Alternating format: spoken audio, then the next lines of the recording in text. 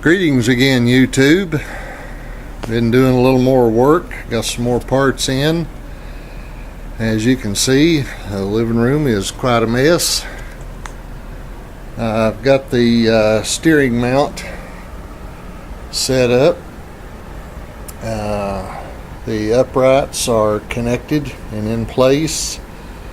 The lower engine mount bushing is riveted in place.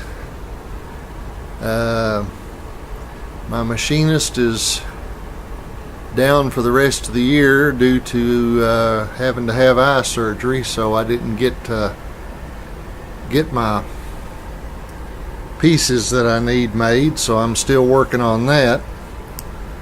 But here's what I've got so far.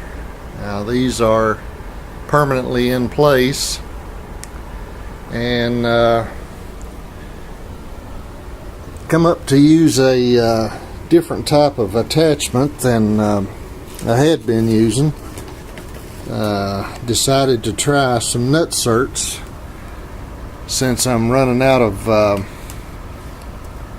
aircraft hardware, and thought these would be a good replacement. So I got some 3/16 and 1/4 inch nut certs. Now these are kind of like rivets, except this knurled section, once this goes in the hole, and you can see this part is tapered, you drill the proper hole, get this in there, and then use a special tool to pull this section inside this, which it causes this part to expand and causes this knurled portion to bite into the metal. And when it's done, the threaded part is flush with the outside, and you basically have a threaded hole wherever you need one. And that's how I have attached the lower section of this tall piece and the center section where this forward brace is. Now I already had holes in place in the bottom of the forward brace, so I just went ahead and used a bolt for that. And that is where the steering wheel is going to be at, and that is where the upper steering bearing is going to be located. That's just right. Still haven't cut the top of this off, although I may not have to. I don't know, haven't decided yet. Once I get this steering shaft stabilized and get it put together, either by insert or tubing on the outside riveted in, then I can work on the steering cables and get that worked out and get the steering system completed. Come